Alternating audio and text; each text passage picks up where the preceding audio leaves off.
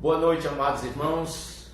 Estamos aqui mais uma vez da Igreja de Cristo da Maraponga, pastor Pedro Aragão, tendo a oportunidade de estar com vocês e compartilhando a palavra de Deus nesse momento em que nós precisamos de tanta reflexão acerca da nossa própria vida. Queridos, eu vou aguardar uns 3 minutinhos enquanto você pega sua caneta, seu papel, sua Bíblia, e vou aproveitar e já dar para você o texto para que você localize na palavra de Deus. E por favor, não feche a Bíblia, porque nós vamos andar pela Bíblia. Então, o texto que nós queremos compartilhar com você está no capítulo 2 da carta de Paulo a Tito, versículo 11. Nós vamos meditar em 4 capítulos, aliás, 4 versículos. Versículo 11, 12, 13 e 14. E eu gostaria que você prestasse bastante atenção e você vai ao final dessa mensagem perceber a riqueza que é a palavra de Deus. Então eu espero que todos estejam prontos, atentos, caneta na mão, papel na mão, e também a sua Bíblia para acompanhar pela palavra de Deus aquilo que vai ser compartilhado com você. Vou ler para vocês então o texto e logo em seguida estaremos orando e compartilhando os ensinamentos da palavra de Deus.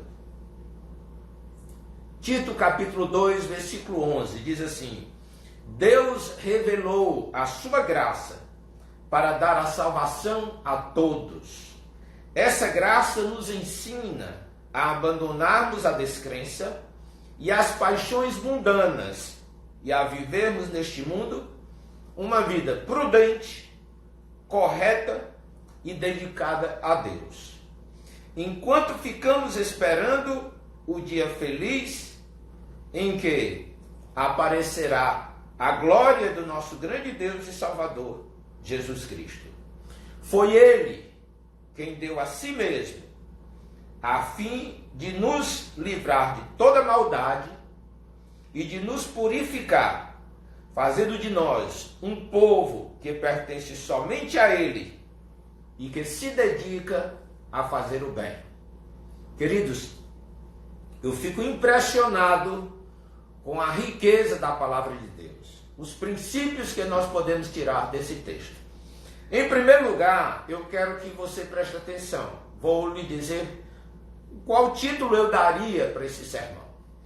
Eu quero que você anote então, portanto, o título como sendo o propósito da graça. Hoje a igreja fala muito sobre a graça de Deus. Qualquer situação nós mencionamos a graça de Deus, a graça de Deus. Mas eu percebo que a maioria dos servos de Deus ainda não entenderam o significado ou o propósito da graça de Deus, ou então vem o propósito da graça de Deus, o plano de Deus acerca da sua graça, apenas como meio de salvação, uma forma de nos levar para o céu. E, portanto, quando pensamos assim, nós passamos a ter uma visão muito limitada do que de fato significa e também em que implica a graça de Deus. Eu quero então ajudar você e eu gostaria de fazer juntamente com você uma breve oração. Por favor, feche os seus olhos, vamos falar com o Senhor. Pai eterno e santo, pedimos que Tu estejas agora falando conosco, usando a Tua santa palavra, nos dando inspiração e revelação, para que possamos em todo o nosso viver glorificar e exaltar o Teu santo nome, até que chegue aquele grande dia em que estaremos para sempre contigo. Em nome de Jesus nós oramos e agradecemos a Ti, meu Senhor, desde já. Amém. Meus amados, a primeira coisa que é necessário que nós entendamos a respeito da graça, e aliás é um ponto que basicamente todo cristão sabe, todo cristão conhece, nós vamos compartilhar com você, mas entendermos que este é apenas o ponto inicial da caminhada na graça, ou do entendimento da graça de Deus. Preste atenção. No versículo 11 diz que a graça veio para dar salvação a todos.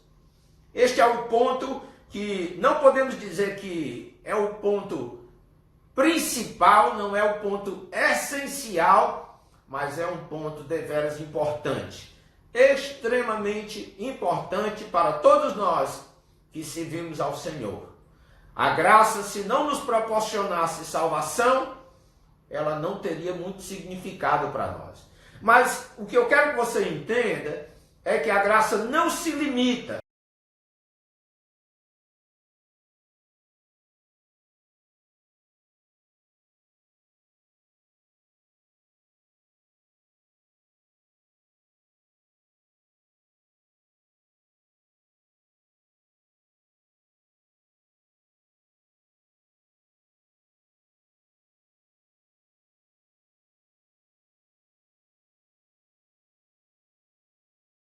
não é, aliás, a salvação não é uma exclusividade de determinadas religiões, não é uma exclusividade de determinadas pessoas, não é uma exclusividade de determinadas denominações. A graça é para todos aqueles que a aceitarem. Então eu quero, depois de feita esta observação, que você olhe para o versículo 12 e você perceba o que diz a palavra de Deus. Essa graça, além de nos salvar, de salvar a todos nós, esta graça nos ensina, esta graça nos orienta, esta graça nos traz revelação de alguns outros fatos importantes para os quais nós não atentamos. E eu gostaria que você percebesse esse outro âmbito da salvação em Cristo Jesus, proveniente da graça de Deus. Esta graça nos ensina 5 coisas importantes que eu quero compartilhar com você. Preste bem atenção. A primeira coisa que o versículo 12 diz, que esta graça nos ensina, é a abandonar a descrença. A graça, portanto, ela nos leva à fé. E veja bem, é interessante. A graça nos leva à fé, e nós temos aqui uma outra coisa importante, que ao mesmo tempo, simultaneamente, a fé nos leva à graça. Porque nós só podemos nos apossar desta graça de Deus pela fé. Não podemos nos apossar de outra forma. A graça de Deus não pode ser alcançada por mérito, senão não seria graça. Seria merecimento, seria pagamento, seria recompensa. Não, queridos. A graça só pode ser alcançada pela fé, jamais pelas obras. Paulo diz na carta aos Efésios que pelas obras ninguém é salvo. Somente pela graça de nosso Senhor Jesus Cristo é que nós podemos obter salvação. Agora, esta graça, como eu já disse, não se limita à salvação. Esta graça traz outros pontos importantes nos quais precisamos meditar. Esta graça, ela nos ensina, e a primeira coisa que ela nos ensina é abandonar a descrença. Nós não podemos viver na graça e ao mesmo tempo duvidarmos da vontade de Deus, duvidarmos do plano de Deus, duvidarmos da misericórdia de Deus, duvidarmos do companheirismo de Deus para conosco, duvidarmos de que realmente Ele vai nos conceder, pela sua misericórdia, esta sua infinita graça. Portanto, meus amados, na graça não há espaço para a descrença, porque a crença, a fé, é um dos pilares essenciais da graça. Sem fé, diz a carta aos Hebreus, é impossível agradar a Deus. Porque aqueles que buscam a Deus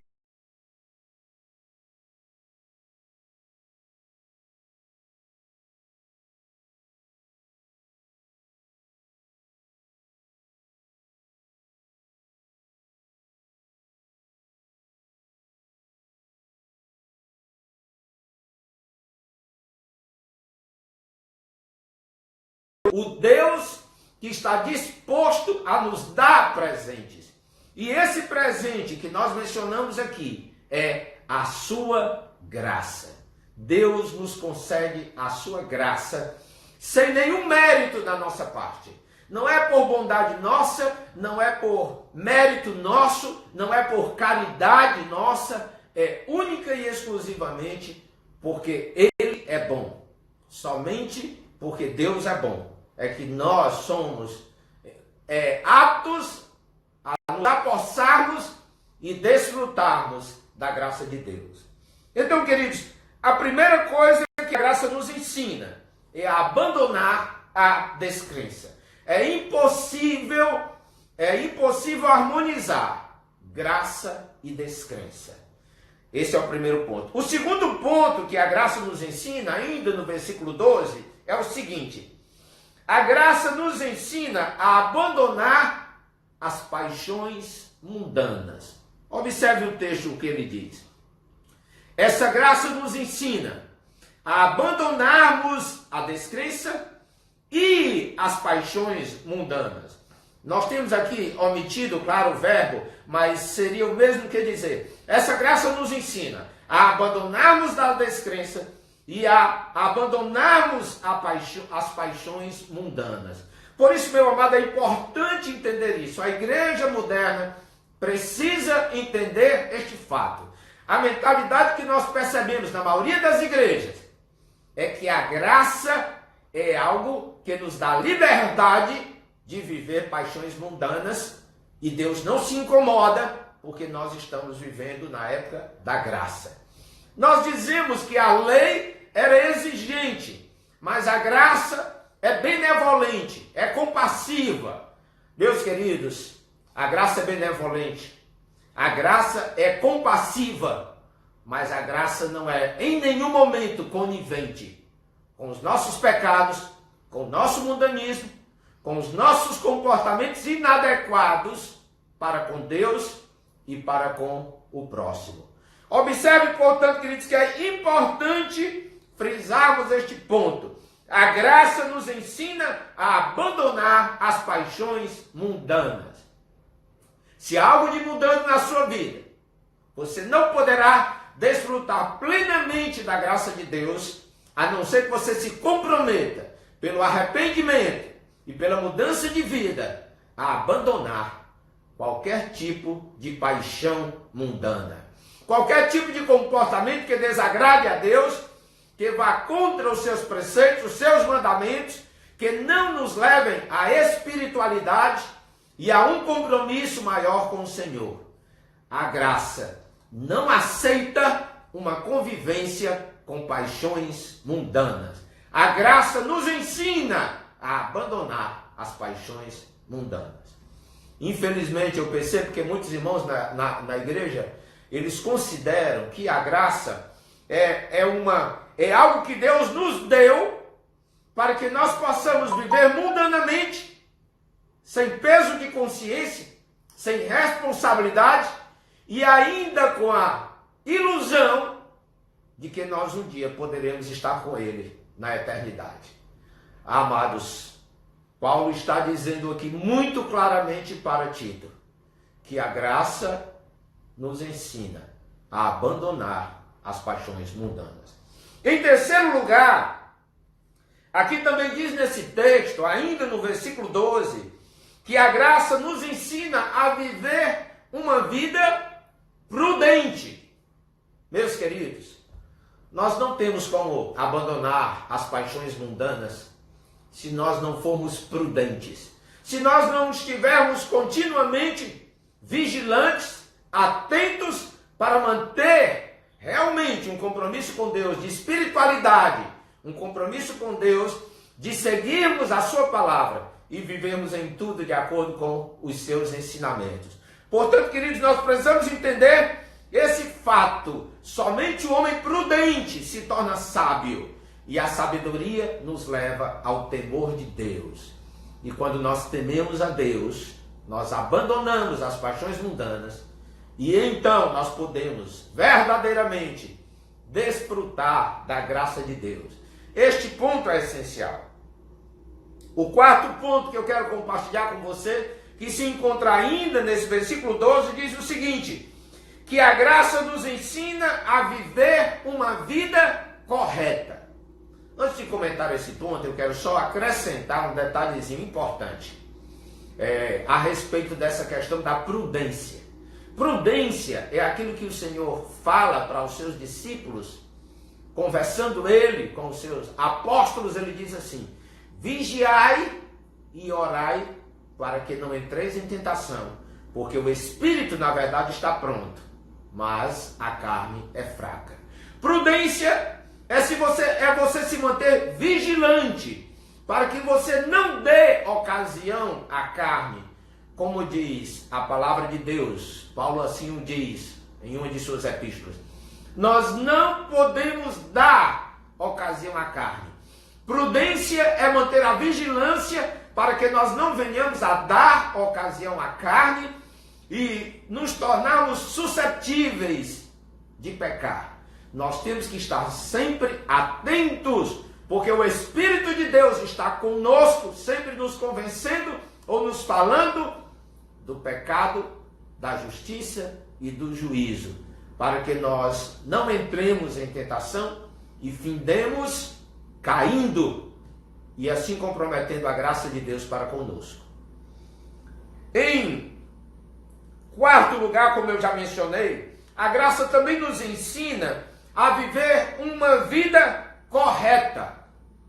Meus amados, é semelhante ao que nós falamos anteriormente, no segundo ponto, sobre abandonar as paixões mundanas. Agora, deixa eu destacar para você uma coisa importante. Você viver uma vida correta, isso aqui traz implicações que diz respeito a não viver meramente um enclausuramento religioso, uma santidade medieval, em que as pessoas se escondiam nos mosteiros, se escondiam nas cavernas, se escondiam nos desertos. Mas esta graça que aqui nos é apresentada, ela nos leva a viver uma vida correta, uma vida de equilíbrio, uma vida coerente, uma vida ajustada, porque infelizmente nós percebemos que alguns irmãos, no anseio de viver esta graça, caem no legalismo em que se tornam totalmente alienados e, na verdade, acabam abandonando a graça e vivendo em função de costumes, de rigores, de posicionamentos que não têm respaldo bíblico, porque nós achamos que podemos conquistar a graça vivendo uma vida que seja agradável a Deus. Meus amados, não somos nós que vivemos uma vida agradável a Deus. O apóstolo Paulo fala que a única esperança que nós temos de viver uma vida agradável a Deus é quando Cristo está vivendo em nós. Então não somos nós vivendo uma vida agradável a Deus, mas Cristo, pelo seu Espírito Santo, habitando no nosso coração e nos levando a uma vida correta, a uma vida agradável a Deus, a uma vida condizente com seus planos e com a sua vontade. Esse é o quarto ponto que estamos compartilhando com você. O quinto ponto, ainda nesse versículo 12, eu quero compartilhar com você o seguinte. Aqui ainda diz que a graça nos leva ou nos ensina a viver uma vida dedicada a Deus. E talvez você me pergunte, pastor, qual a diferença entre viver uma vida correta e viver uma vida dedicada a Deus? Meus queridos, existe uma abismal diferença. Quando se fala de uma vida dedicada a Deus, isso pode significar meramente religiosismo. Isso pode significar meramente visitar a igreja ou frequentar a igreja, até mesmo ler a palavra de Deus, fazer orações, fazer devoções. Mas, meus amados, o fato de praticarmos tudo isso, nesta nossa dedicação a Deus, não comprova que nós estamos vivendo uma vida correta diante de Deus. Porque nós precisamos fazer uma diferenciação entre os procedimentos religiosos, e eu não estou aqui desconsiderando o valor deles, mas nós precisamos fazer uma diferenciação entre procedimento religioso e comprometimento real, sincero, verdadeiro com o Senhor. Há pessoas que são realmente dedicadas a Deus, mas, inclusive o apóstolo Paulo fala em uma das suas cartas dirigida ao povo de Deus, e ele diz assim, eu posso testificar que eles são dedicados a Deus, eles têm muito zelo, mas não têm sabedoria. Dedicado a Deus significa, nesta palavra, usando uma palavra bem simples, ser alguém extremamente zeloso para com as coisas de Deus. Agora deixa eu explicar algo importante para você. Os fariseus eram extremamente zelosos, extremamente dedicados a Deus. Às vezes nós falamos sobre os fariseus ou sobre os saduceus e nós pensamos que eles foram reprovados por Jesus por falta de zelo, por falta de dedicação a Deus. Não. Eles foram reprovados por Jesus por falta de espiritualidade, por falta de amor, por falta de conhecimento da graça, por falta de misericórdia, por falta de fé, mas não por falta de dedicação. Muito pelo contrário, o apóstolo Paulo, quando dá o seu testemunho, no livro de Atos, ele diz que era dentre os fariseus, porque ele era fariseu por religião, ele era um dos mais zelosos na sua religião, a ponto de perseguir cristãos, perseguir servos de Deus, matar servos de Deus. Era um homem que tinha uma vida dedicada, mas não tinha uma vida correta. Você entende a diferença? Você percebe a diferença? Avalie a sua vida. Você é dedicado, e isso é importante, mas você tem uma vida correta? Porque uma coisa não exclui a outra. As duas têm que fazer parte da nossa vida. Precisamos ter uma vida correta diante de Deus. Também precisamos ter uma vida dedicada diante de Deus. Mas eu quero que você entenda um fato bíblico essencial. A dedicação a Deus e as coisas de Deus não substituem a vida correta diante de Deus. Nós fomos chamados para viver uma vida correta diante de Deus. Você que é pastor, você que é obreiro, talvez você ocupe algum cargo na sua igreja, ou faça parte do ministério de louvor, ou algum outro cargo, alguma outra função. Você pode ser responsável pelo ministério infantil, seja qual for a função que você ocupe na obra de Deus. E você faz isso com esmero, com zelo, com comprometimento, com responsabilidade.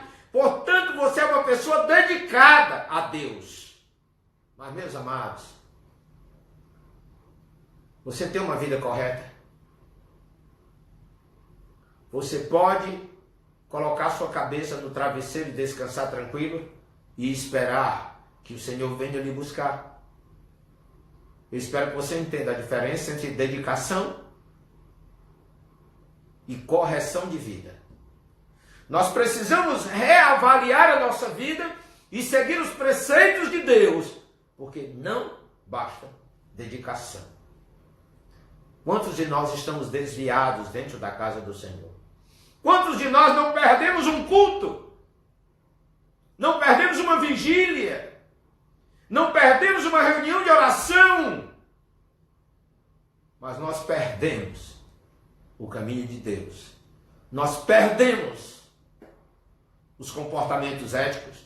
Nós perdemos os comportamentos morais. Nós perdemos a santidade. Nós perdemos a pureza. E tudo isso é essencial na vivência da graça. Porque uma graça destituída de uma correção de vida não é graça. É desgraça. É algo totalmente contrário à graça de Deus. Porque a graça de Deus nos ensina a abandonar as paixões mundanas e a viver uma vida correta diante do Senhor. Portanto, peça a Deus que o ajude a corrigir sua vida. Caso contrário, todo o seu zelo, toda a sua dedicação será em vão. Mas é importante que aqueles que estão comprometidos com a santidade, com a correção de vida, também sejam pessoas dedicadas. Porque nos acontece também de ver o oposto.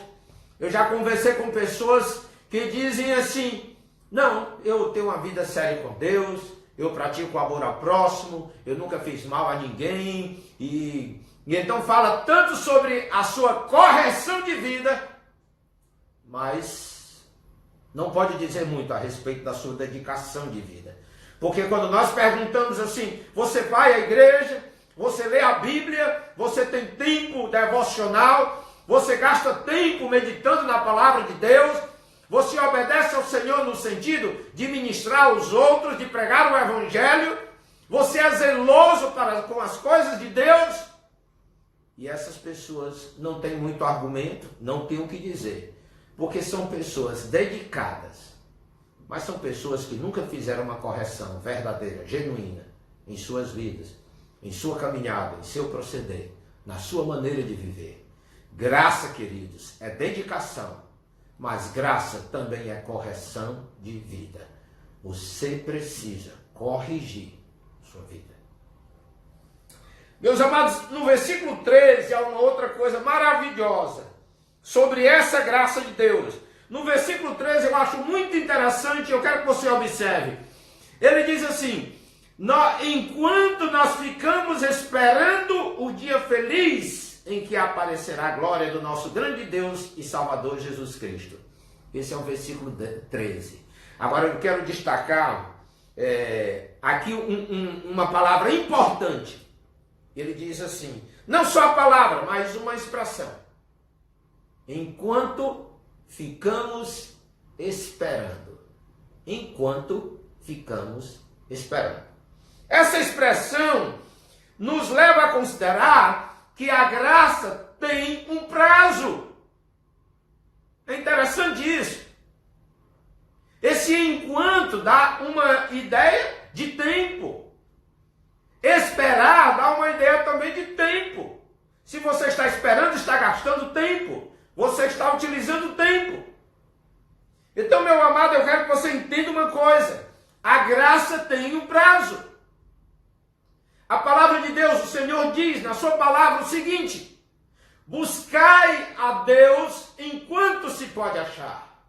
Invocai-o enquanto está perto. Meus amados, é muito claro na Bíblia, no livro de Apocalipse, que Deus marcou um tempo e nos deu um prazo para que todos nós definamos uma postura a respeito da sua graça. Deus distribuiu a graça. Deus colocou a graça para todos, como nós lemos inicialmente. No primeiro ponto, a graça veio dar salvação a todos. Mas esta graça tem um prazo. Porque a palavra do Senhor diz que o Senhor voltará. E então, em que situação estaremos? Vivendo a graça? Desfrutando a graça? Ou nós estaremos vivendo de uma forma totalmente contrária à graça de Deus? Nós precisamos considerar isso seriamente, porque nós temos dois fatores que são importantes no que diz respeito ao tempo que dispomos para nos apossarmos desta graça. O primeiro fator é: Cristo voltará. E a palavra do Senhor diz que ele virá como ladrão no momento em que ninguém espera. Não pensaremos, será inclusive, diz a palavra do Senhor em Mateus, como nos dias de Noé. Pensaremos que tudo está bem. E de repente, o Senhor virá sobre as nuvens com todo poder e glória. E então, meus queridos, terá passado para muitos a oportunidade de se apossar desta graça, porque a igreja do Senhor será arrebatada. Aqueles que se apossaram da graça e viveram da graça e praticaram o que a graça ensina, serão arrebatados e terão seu encontro com o Senhor nos ares. Mas, meus amados, esse é o momento que toda a igreja espera, o momento em que Deus nos levará, arrebatados, vivos ainda. Mas, meus amados, há um outro fator nessa espera, nesse tempo. Eu quero que você entenda, apenas mencionando uma experiência pessoal. Eu tinha um amigo muito querido, uma pessoa muito especial. Ele estava com 17 anos de idade. Com 17 anos de idade, nós consideramos que ainda temos muito tempo para viver. A ideia que nós temos em mente é que as pessoas de mais idade partirão mais cedo e os mais novos partirão mais tarde. E aí nós negligenciamos o tempo que temos para nos apossar desta graça. Porque muitas vezes nós ouvimos jovens dizendo: negócio de religião, de Deus, de Bíblia, de igreja, isso é coisa para gente velha. Isso é coisa para gente que já não pode mais desfrutar da vida. Meus queridos, esse amigo meu, com 17 anos, pegou o carro do pai, sem carteira, foi para um local impróprio, e quando ele ia atravessando o trilho, o carro morreu em cima do trilho. E nesse momento vinha um trem. E sua vida foi ceifada naquela noite. Naquela noite sua vida foi ceifada. Aos 17 anos de idade. A graça tem um tempo. E nesse tempo você terá que se posicionar diante desta graça que é oferecida a você, que é oferecida a todos nós. É oferecida a todos, mas nem todos a receberão. No Evangelho de João, o apóstolo João diz assim, falando a respeito de Jesus, ele diz assim: ele veio para os que eram seus, mas os seus não o receberam. Mas a todos quantos receberam, deu-lhes o poder de serem feitos filhos de Deus, a saber, aqueles que creem no seu nome.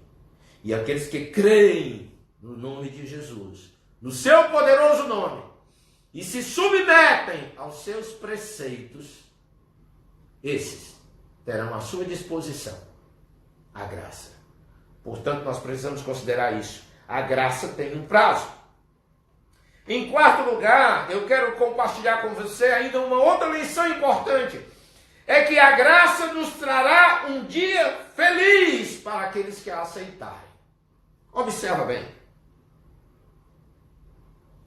Eu quero que você veja aqui no texto. Diz assim: enquanto estamos esperando o dia feliz em que aparecerá a glória do nosso grande Deus e Salvador Jesus Cristo. Enquanto nós estamos esperando o dia feliz. Mas, meu amado, deixa eu explicar uma coisa para você essencial. Esperarão o dia feliz aqueles que abriram seu coração e se apossaram da graça de Deus. Mas a palavra de Deus também diz que estes dias serão terríveis, dias de dores, dias de pranto, dias de desespero, para aqueles que não se apropriaram da graça de Deus. Dias felizes para aqueles cujo coração se abriu para receber a graça de Deus. Mas este dia feliz que Paulo menciona aqui, que Paulo fala para Tito, esse dia feliz, é também conhecido em inúmeros textos bíblicos como o dia da ira do Senhor. Você entende isso? O dia feliz haverá, mas haverá também o dia da ira do Senhor. E este dia final, quando você se deparar com o seu Deus, como será para você? Um dia feliz? Ou o dia da ira de Deus?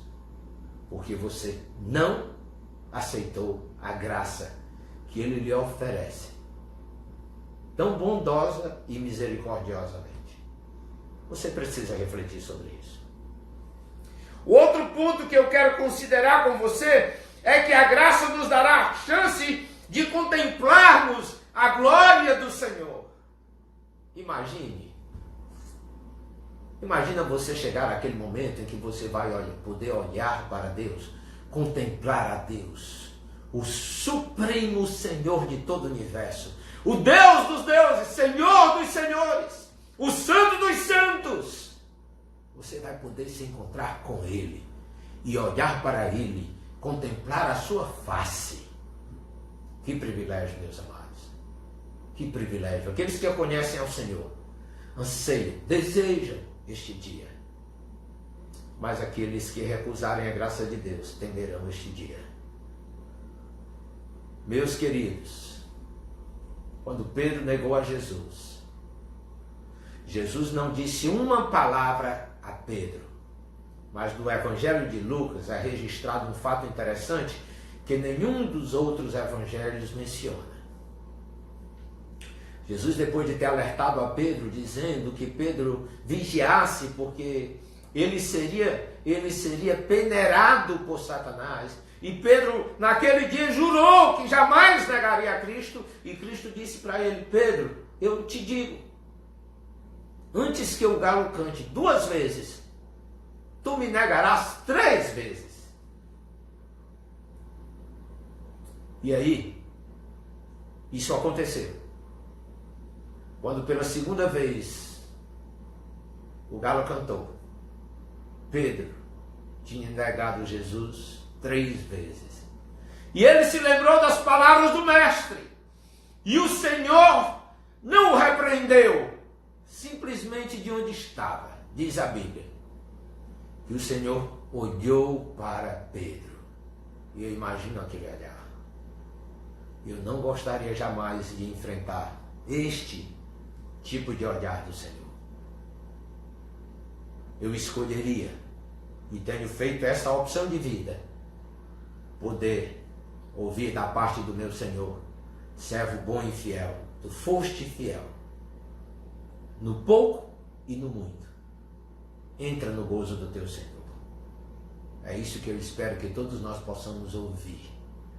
Que Deus possa olhar para nós, assim como Ele olhou para o seu filho quando ele for batizado, e dizer assim: eis aí o meu filho amado, em quem a minha alma se alegra.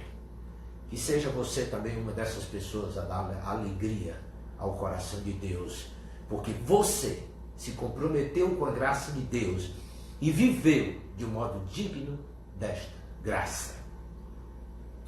A outra coisa que eu quero compartilhar com você, ainda no versículo 14, diz assim, observe bem, no versículo 14, foi Ele que se deu a si mesmo por nós, a fim de nos livrar de toda maldade. Meu amado, Ele se deu a si mesmo por nós. Há uma coisa que nós não entendemos. Nós sempre falamos, nós temos os irmãos que são os adeptos da graça, graça entre aspas, porque não é uma graça legítima, e esses irmãos falam tanto sobre o amor, e falam tanto sobre uma graça de graça, e frequentemente falamos que Deus nos deu a graça de graça. Por um lado, meus amados, esta graça foi de graça, porque não nos custou a nós nada. Mas esta graça não foi de graça, porque custou a vida do Filho de Deus. O seu sangue foi derramado por nós. E, portanto, não podemos menosprezar, não podemos desconsiderar o valor desta obra realizada por nós. Por isso eu lhe digo, esta graça não foi de graça para o Filho de Deus. Ele pagou um alto preço. Ele pagou o preço do seu sangue. Ele deu a vida por você e por mim. Ele deu a vida por nós. A graça não é de graça. A grande diferença é que não fomos nós que pagamos pela graça. Foi Jesus quem pagou com a sua vida pela graça que nos é oferecida. E ele então, por bondade, amor, misericórdia, ele nos doou a graça que ele conquistou com o seu próprio sangue, com a sua morte, com o seu sofrimento, com a sua crucificação. Ele comprou para nós a chance de uma nova vida, de uma vida com Deus, e gratuitamente, sem nos cobrar nada, ele oferece a nós esta vida. Mas esta graça custou caro a ele, custou muito. Ele abriu mão da sua glória, ele se fez carne, ele habitou entre nós. Tu imagina alguém tão perfeito, tão maravilhoso, tão santo, habitando no meio de tanto pecado, tanta sujeira, tanta imundícia. Ele habitou entre nós e então morreu, para que você pudesse um dia habitar com ele. Ele pagou um preço. O apóstolo Paulo diz que nós fomos comprados por um alto preço, preço de sangue. Nós fomos comprados. Quando Jesus conquistou para nós a graça, ele pagou o preço por nós. No versículo 14, para finalizar, eu quero mencionar para você, de uma forma conclusiva, o propósito da graça. Observe que no final do versículo 14 diz assim. Aliás, antes do final diz assim: foi ele quem se deu a si mesmo por nós, a fim de. Essa expressão, a fim de, ela expressa propósito. Nós começamos aprendendo que a graça e a salvação,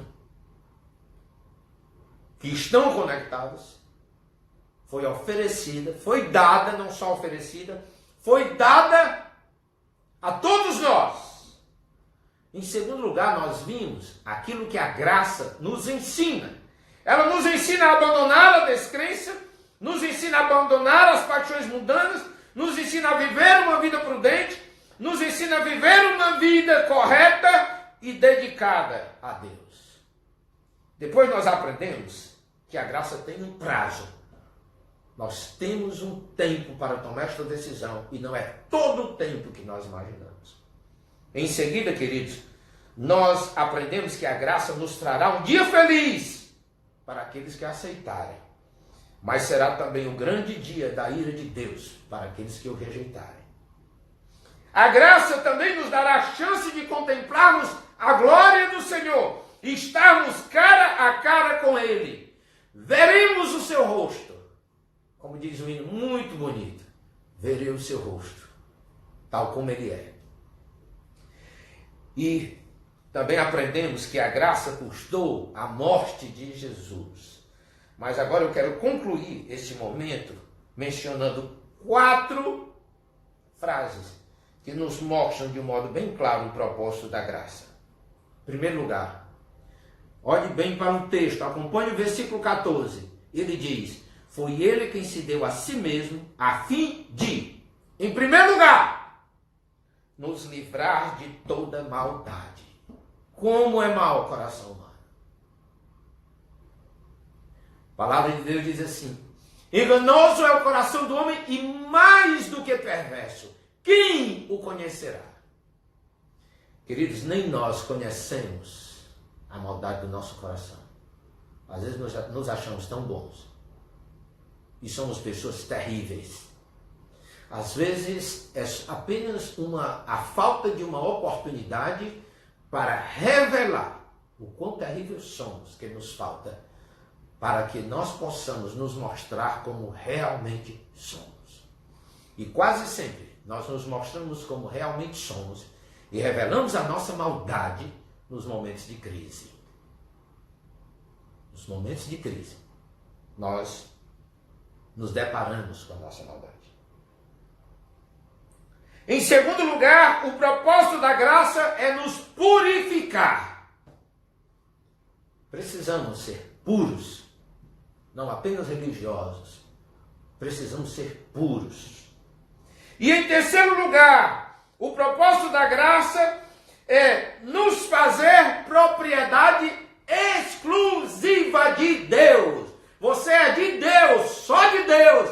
Ele é o único Senhor da sua vida, único Salvador, único proprietário, único dono. Se você quer servir a Deus e viver conforme a graça de Deus, você precisa entender que você há de se tornar propriedade exclusiva de Deus. Você não pode ser posse de outro, ou você não pode ser posse de outra coisa. Você é de Deus, exclusivamente de Deus. Isso sim é graça, a verdadeira graça. E em quarto lugar, finalizando, essa graça nos leva a dedicarmos-nos a fazer o bem.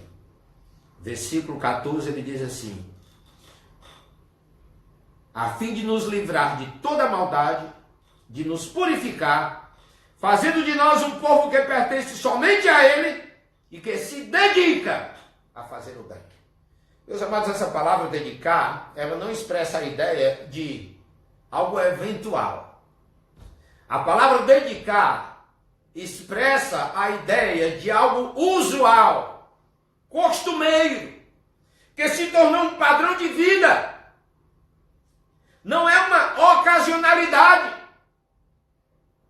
É uma maneira de viver. E meus amados, nós precisamos entender que o propósito da graça, depois de sabermos de tudo que a graça faz por nós, de toda a libertação que ela propicia na nossa vida, precisamos entender. Deus não nos fez santo para enfeitar altar. Deus não nos fez santo para enfeitar templos, igrejas. Deus não nos fez santo simplesmente para que a gente esteja brilhando, resplandecendo. Porque a palavra de Deus diz: vós sois o sal da terra e a luz do mundo. Assim, pois, brilhe a vossa luz diante dos homens, para que vejam as vossas boas obras, e glorifiquem ao vosso Pai que está nos céus. A graça nos leva a dedicarmos-nos a fazer o bem. Se não há dedicação ao bem, não há graça. Esta não é a graça legítima, genuína de Deus. Você precisa conhecer essa graça. Esta graça que produz todas essas mudanças na nossa vida. Vamos orar. Nos ajude a viver esta graça, Pai. Toma a nossa vida nas tuas mãos. Nos transforma. Alcança-nos pelo poder do teu Espírito Santo. Eu te peço, em nome de Jesus.